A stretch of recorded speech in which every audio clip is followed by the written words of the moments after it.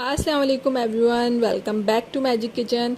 आज मैं आपके साथ एक बहुत मज़ेदार सी रेसिपी शेयर करूंगी। आप लोगों ने चने की दाल गोश्त खाया होगा, चने की दाल खाई होगी, चने की दाल फ्राई खाई होगी, लेकिन आज मैं आपके साथ चने की दाल की एक बहुत ही यम्मी रेसिपी शेयर करने वाली हूँ। आज हम बनाएंगे चने की दाल कढ़ाई। ये बहुत मज़ेदार कढ़ाई बनती है। ऐसी कढ़ाई आप लोगों ने पहले कभी नहीं खाई होगी। अपनी रेसिपी स्टार्ट करते हैं, लेकिन उससे पहले आप लोग मेरे चैनल को सब्सक्राइब कर लें और बेल का आइकन दबाना मत भूलें, ताकि आइंदा आने वाली हर रेसिपी की नोटिफिकेशन आप लोगों को मिलती रहे।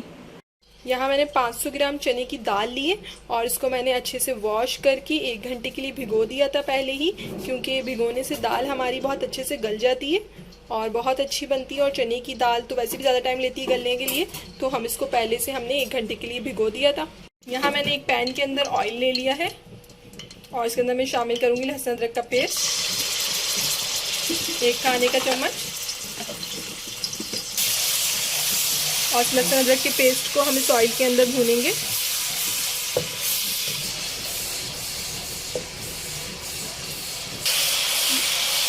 हम यहाँ लहसुन अदरक को अच्छे से इस ऑयल में भून लेंगे ताकि लहसुन अदरक की कोई स्मेल ना रहे। अच्छा देखिए, यहाँ हमारा लहसुन अदरक थोड़ा भुन चुका है। अब मैं इसके अंदर शामिल करूँगी टमाटर। यहाँ मैंने 3 बड़े साइज़ के टमाटर लिए हैं और हर टमाटर को मैंने 2 पीस कर लिए हैं। और यहाँ हम इन साबुत टमाटरों को ही थोड़ा सा फ्राई करेंगे लहसुन अदरक के साथ।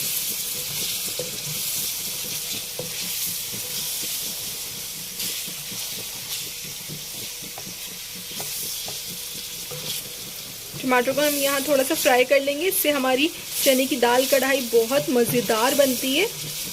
और गल तो हमारे टमाटर दाल के साथ ही जाएंगे, तो बस हमें यहाँ इसको थोड़ा ही फ्राई करना है।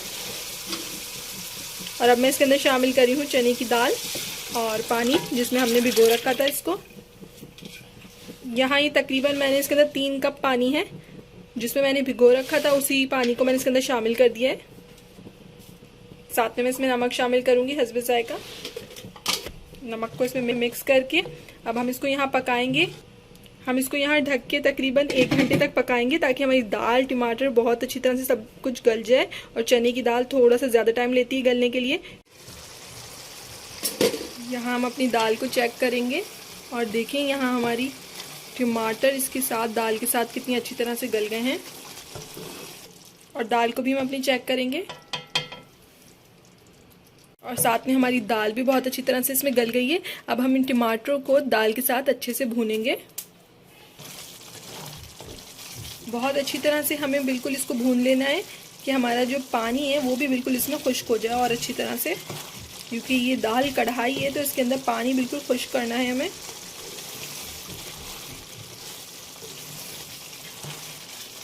यहाँ साथ साथ हम इसमें अपने स्पाइसेस भी शामिल कर देंगे। कुटी हुई मिर्चें इसमें मैंने यहाँ डाली है 1.5 चम्मच, खुश्क धनिया पाउडर 1 चम्मच,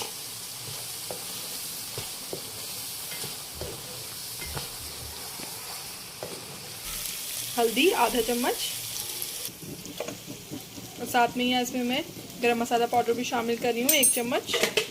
इन सब चीज़ों को हमें अच्छे से साथ में मिक्स करना है इसके अंदर।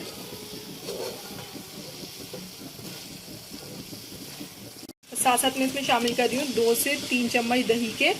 दही इसके टेस्ट को बहुत ज़्यादा बढ़ा देती है और दही से इसका टेक्सचर, टेस्ट और कलर बहुत अच्छा हो जाता है, क्रीमी सा। दही डाल के भी हम इसको थोड़ा सा भूनेंगे 2 से 3 मिनट तक।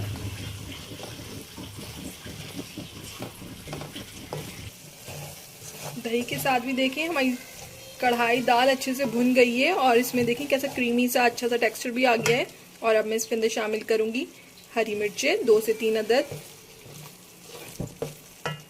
और साथ ही साथ हरा धनिया ऊपर से शामिल कर देंगे। और मैं इसके साथ में ऐड करूंगी कुछ लेमन के स्लाइसेस, जिस तरह हम कढ़ाई में ऐड करते हैं। यहाँ तैयार है हमारी दाल कढ़ाई। अब हम इसको डिश आउट करेंगे।